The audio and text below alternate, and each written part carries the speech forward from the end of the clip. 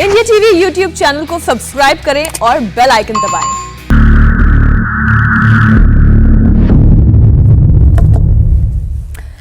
Corona की दूसरी लहर इस वक्त बहुत ही खतरनाक तरीके से पूरे देश में फैल रही है और इसका अंदाजा सिर्फ इस बात से लगाया जा सकता है कि ये बच्चों में भी तेजी से फैल रहा है। एक आंकड़े के मुताबिक पूरे देश में पिछले करीब 2 महीने में 80,000 से ज्यादा बच्चे संक्रमित हैं। दिल्ली में 8 महीने से 12 साल तक के बच्चों में इसका इन्फेक्शन दिखाई दे रहा है। हरियाणा में 2020 में जहां 1% बच्चों में कोरोना था, 2021 में 8% बच्चे कोरोना की चपेट में हैं। साथ ही सूरत में पिछले 30 दिनों में 286 बच्चों को कोरोना हुआ। ये एक आंकड़ा है जो हम आपके सामने रख रहे हैं। हमारा सवाल भी इसी को लेकर है कि इस बार बच्चे बहुत तेजी से संक्रमित पाए जा रहे हैं। डॉक्टर गोडसे, मैं आपसे शुरुआत कर रही हूं। अब हम चर्चा करने वाले हैं केवल बच्चों की। बच्चों में इतना तेजी से इन्फेक्शन जो फैल रहा है, ये क्यों फैल रहा है? आई थिंक B117 जो यूनाइटेड किंगडम का म्यूटेशन है, that is almost 60% more infectious, उसके वजह से फैल रहा है। पहले नहीं फैल रहा था, लेकिन अभी फैल रहा है। फिर भी ये है कि बच्चे सीरियसली सिक नहीं हो रहे अब तक, तो बच्चों का इम्यूनिटी अच्छा होता है, बच्चे प्रोटेक्ट हो रहे हैं। और हम जब इन आंकड़ों से डर रहे हैं, एक बात ध्यान में रखनी चाहिए कि इंडिया का जो मॉर्टेलिटी रेट है वो सारे जहां से अच्छा है। तो अगर 2 लाख केसेस आ भी जाते हैं तो ये भी सोच लेंगे कि वैक्सीनेशन थोड़ा कम हो रहा है, ठीक है, लेकिन कुछ भी जान लगाकर हमने ये 2 लाख लोगों को बचा दिया तो हम हर्ड इम्यूनिटी के तरफ ये 2 लाख नन्हे कदम उठा चुके हैं। तो हर बुरी खबर के पीछे कोई सकारात्मक रवैया भी सोचना चाहिए। लेकिन ये बच्चों का इन्फेक्शन B117 की वजह से हो रहा है। अभी दुनिया के कुछ लोग बोल रहे हैं कि ये ज्यादा डेंजरस भी है। मेरे ख्याल से वो लोग गलत है। ज्यादा मॉर्टेलिटी रेट क्यों है, इस संख्या शास्त्र के मुताबिक है। अगर 100 लोगों को इन्फेक्ट करता था, 50% हो गया तो 150 लोगों को इन्फेक्ट किया। अगर वो 10,000 लोगों में से 1 लोगों को मारता था, अभी 1,15,000 केसेस आएंगे तो 1.5 लोगों को मारेगा। इसके वजह से इंडिविजुअल पेशेंट का मॉर्टेलिटी नहीं बढ़ेगा, बिकॉज समाज में इतने केसेस बढ़े हैं, समाज का पूरा आंकड़ा लेके उसका नंबर थोड़ा बढ़ सकता है। लेकिन फिर भी vaccination is the only way to go, because vaccination सिर्फ पेपर पे नहीं चलती, रियल लाइफ में भी चलती है। मॉडर्ना वैक्सीन का स्टडी अब 6 मंथ टू 12 ईयर ओल्ड में चालू है, और फाइजर का एज 12 to 15 में जो डेटा आया था उसमें 100% इफेक्टिव था, 100% प्रभावी। तो जल्दी ही बच्चों को भी बचा सकते हैं फाइजर का वैक्सीन को। और क्विकली कहूंगा, डॉक्टर कॉल और हम लोग सब भारतीय मूल के लोग हैं, और डॉक्टर नारायण और हम लोग फाइजर मॉडर्ना ले चुके हैं। तो फाइजर मॉडर्ना का इंडिया में ब्रिजिंग स्टडीज करने का कोई जरूरी नहीं है। हम जैसे लोगों का सबसेट में देख सकते हैं, इंडिया में फाइजर मॉडर्ना ला सकते हैं। अभी इंडिया कह रहा है कि कोल्ड स्टोरेज नहीं। डॉक्टर गोडसे, हम एक बार फिर से इस पर चर्चा करेंगे, लेकिन हम वापस लौटते हैं क्योंकि बच्चों में ये बहुत तेजी से फैल रहा है। ऐसे में डॉक्टर अजय नारायण, एक तो ये बच्चों में क्यों इतना तेजी से फैल रहा है, और क्या ये उतना ही भीषण तरीके से संक्रामक है, या इसके जो कॉन्सिक्वेंसेस हैं वो उतने ही ज्यादा खतरनाक है जितने कि युवाओं में और बुजुर्गों में हम देख रहे थे? तो जैसा आपकी जानकारी होगी कि यूके में अब जो वायरस है वो काफी कम गया है। हमारे यहाँ करीब 1000-2000 पॉजिटिव केसेस होते हैं और 20 से 25 डेथ हो रहे हैं। उसके बावजूद भी हमारे यहाँ करीब पूरा लॉकडाउन में अभी भी यूके है। बहुत लिमिटेड लोग को मिलने की अनुमति है सरकार की तरफ से। जहां तक बच्चों में सवाल है, हमारे यहाँ बच्चों में केसेस नहीं के बराबर है। मैं ये चीज बताना चाहूंगा कि बच्चों में केसेस नहीं के बराबर है। तो इंडिया में अगर बच्चों में केसेस हो रहे हैं तो शायद ये डबल म्यूटेशन के चलते हो रहे हैं, चाहे ये नए वेरिएंट के चलते हो रहे हैं। तो हमको अपने जीनोमिक्स पे और काम करने की जरूरत है। आप ये भी समझें कि काफी लोगों को इंडिया में, मेरी जानकारी में, मेरे दोस्त, मेरे काफी डॉक्टर्स जो हैं वहां पे इंडिया में री इन्फेक्ट हो रहे हैं वैक्सीन लेने के बाद। जी। सो सेम वैक्सीन एस्ट्राजेनेका हमने यहाँ भी लिया, लेकिन हमारे यहाँ शायद ही कोई ऐसा केस है जहां री इन्फेक्शन हुआ हो वैक्सीन लेने के बाद। तो वैक्सीन लेने के बाद अगर री इन्फेक्शन हो रहा है इंडिया में, तो ये समझने की जरूरत है शायद ये कोई नया म्यूटेशन है, नया वेरिएंट है जो कि ये फैला रहा है। जो कि वैक्सीन हमारे यहाँ ऑलमोस्ट 99% सक्सेस है। हमारे यहाँ एक भी ऐसा केस रिपोर्ट अभी तक नहीं हुआ ऑफिशियली जहां पर कि लोगों को री इन्फेक्शन हो रहा है। तो ये बात भी जरूरी है समझने की कि हम लोग को अपने जीनोमिक्स को और शायद स्ट्रॉन्ग करने की जरूरत है, और देखने की जरूरत है, वेरिएंट को और समझने की जरूरत है। डॉक्टर कौल, बच्चों के अंदर अर्ली सिम्टम्स क्या दिखाई देते हैं जिससे कि उनके घर वाले ये समझ सके कि शायद ये कोरोना के लक्षण हो सकते हैं? देखिए, बच्चों के अंदर सिम्टम्स प्रीटी मच सिमिलर होते हैं, लेकिन कई और सिम्टम्स हम ज्यादा देखते हैं, जैसे रैश आना, आपके हाथ पैर थोड़े फूल जाना, स्वेलिंग जिसको हम बोलते हैं, साथ में आपको डायरिया के, एब्डोमिनल पेन के, कभी कभी हमें एक स्ट्रॉबेरी टंग कावासाकी जैसी भी दिखाई देती है, और उसका एक सिंड्रोम है जिसे MISC हम नेम करते हैं। तो कहीं ना कहीं ये देखना जरूरी है कि इस पे एजुकेशन देना चाहिए, मुझे लगता है न्यूज चैनल्स को, नेशनल मीडिया को, एक तो कैसे मास्क डालें और ये रेयर सिम्टम्स बच्चों के अंदर आइडेंटिफाई करें और अपने डॉक्टर की अटेंशन ले। ये मैं इस बात से बिल्कुल एग्री करता हूं, डॉक्टर साहब जो लंदन से बता रहे थे कि भारत के अंदर एस्ट्राजेनिका का जिसको हम वैक्सीन एस्केप बोलते हैं, क्योंकि मैं रिसर्च में भी हूं, तो वैक्सीन एस्केप की जो रेट है भारत के अंदर वो देखने में ऑलरेडी आ रही है। ये this is the need of the hour कि भारत सरकार एक प्रॉपर रिसर्च सेंटर बनाए जो कि कोविड एसोसिएटेड हो, और जिसके अंदर हम रैंडम सीक्वेंसिंग का डाटा फीड करें कि अलग अलग शहरों में कौन कौन से रेयर वेरिएंट्स हैं और कौन कौन सी वैक्सीन्स को कौन कौन सा वेरिएंट एस्केप कर रहा है।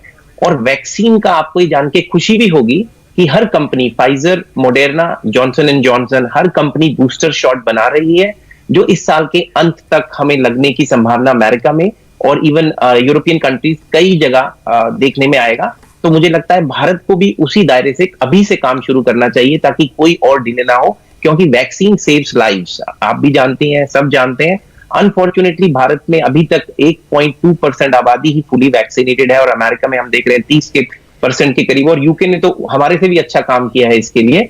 और आपके सामने लाइव एग्जांपल्स है मोर्टेलिटी, तो आपकी मोर्टेलिटी भी बचती है और हॉस्पिटलाइजेशन भी रेट बचता है। और ये मेरी सजेशन रहेगी, ये रिसर्च सेंटर तुरंत काल से अगर है तो इसको एक्सपेंड करना चाहिए। जी डॉक्टर गोडसे साहब, ऐसे में बच्चों को तो क्योंकि एसओपी पालन करवाना बहुत मुश्किल है, हम इस पर चर्चा करेंगे, लेकिन अगर लक्षण कोरोना के दिखाई दे रहे हैं बच्चों में लेकिन रिपोर्ट नेगेटिव है, जैसे मैं आपको एक एग्जांपल दूं, एक परिवार को मैं जानती हूं, उनमें सभी लोगों को कोई लक्षण नहीं था। एक छोटे बच्चे का जब टेस्ट करवाया गया तब ये पता चला कि उसे कोरोना है लेकिन वो एसिम्प्टोमेटिक है। फिर पूरे परिवार का टेस्ट कराया गया तो ये पता चला कि पूरा का पूरा परिवार कोरोना पॉजिटिव है। ऐसी परिस्थिति में क्या करें कि लक्षण कोरोना के लेकिन रिपोर्ट नेगेटिव? तो ऐसा अज्यूम कर लो ना कि आपको कोरोना है। टेस्ट करने की दो वजह है, एक तो समाज के बचाने के लिए, वो तो लॉकडाउन है, और खुद को बचाने के लिए। मैं फिर से आपसे पूछ रही हूँ, क्या एजम्पशन करना ये एक सही प्रैक्टिस हो सकती है? हाँ, अगर टेस्ट के रिपोर्ट नहीं आ रहे हैं तो अज्यूम नहीं करेंगे, तो ऐसा अज्यूम करे ना, खराब अज्यूम करे, कोरोना है, खुद को बचाए, लिफ्ट ना यूज करे, पेशेंट को पंखे के नीचे ना बैठाए, घर पे भी मास्क डाले, दूरी डाले, एक से 90 डिग्री काटकोन में बैठ, मतलब राइट एंगल। और एक क्विकली कहूंगा, इंडिया में वैक्सीन नहीं चल रहा है ऐसा नहीं हो रहा है। 2 डोज एस्ट्राजेनेका के 4 हफ्ते बाद लिए तो एफिकेसी है 55.1%, लेकिन सीरियस डिसीज से प्रोटेक्शन है 100%। इंडिया ने 4 हफ्ते में डॉक्टर को डोज दिया है। डॉक्टर लोग सब गलत पोस्ट डाल रहे हैं व्हाट्सएप पे, वो पोस्ट डाल रहे थे कि मैंने दोनों डोज लिए लेकिन फिर भी मुझे कोरोना हुआ। ये गलत है। ये पोस्ट क्या डालना चाहिए, मुझे कोरोना हुआ था लेकिन मैंने वैक्सीन के डोज लिए थे इसलिए मैं बच गया। अगर आपका प्रोटेक्शन 55% है तो इसका मतलब 45% चांस है कि आपको कोरोना हो जाएगा।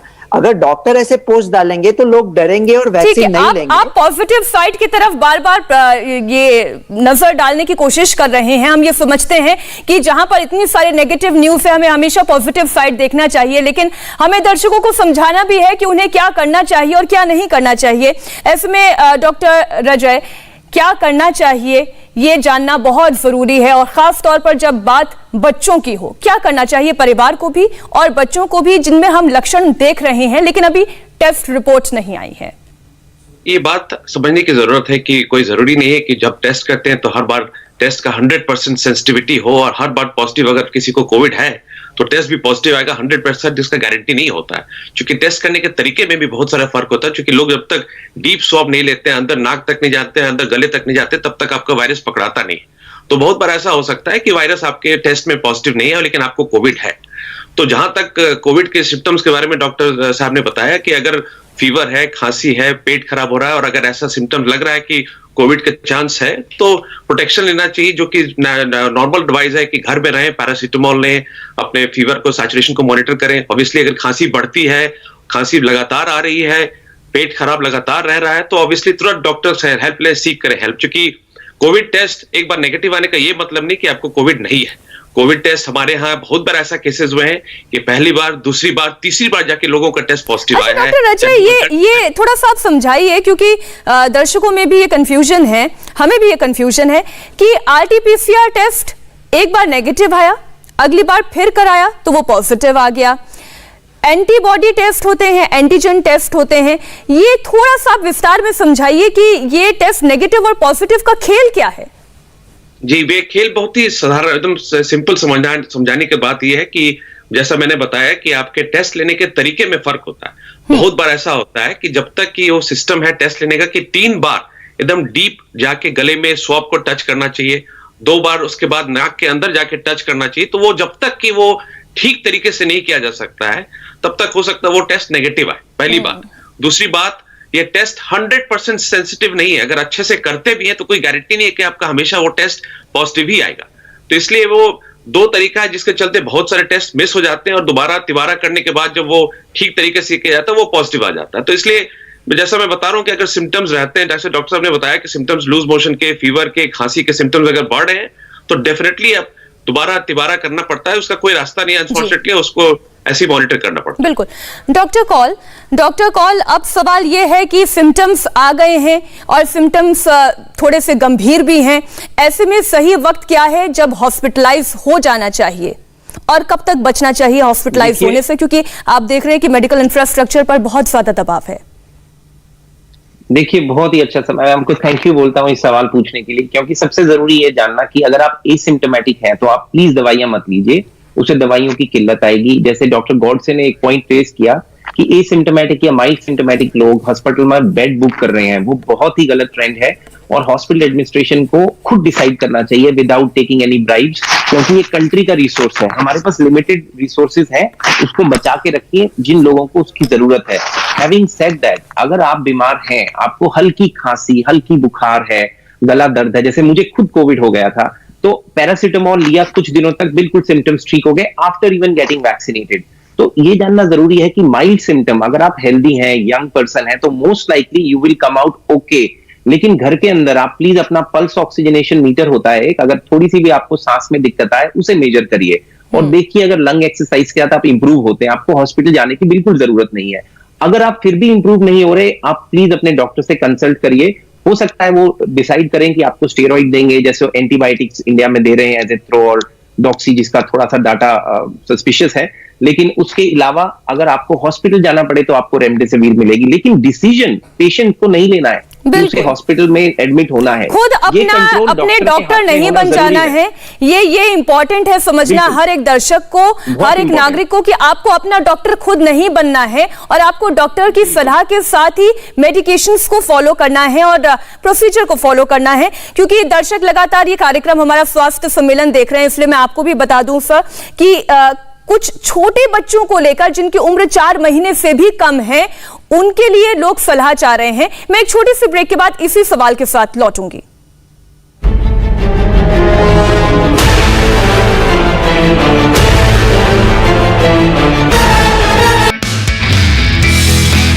नमस्ते, मैं हूं मीनाक्षी जोशी। वीडियो और खबरों से अपडेट रहने के लिए India TV YouTube channel subscribe करें, बेल आइकन दबाना ना भूलें। जुड़े रहें इंडिया टीवी के साथ।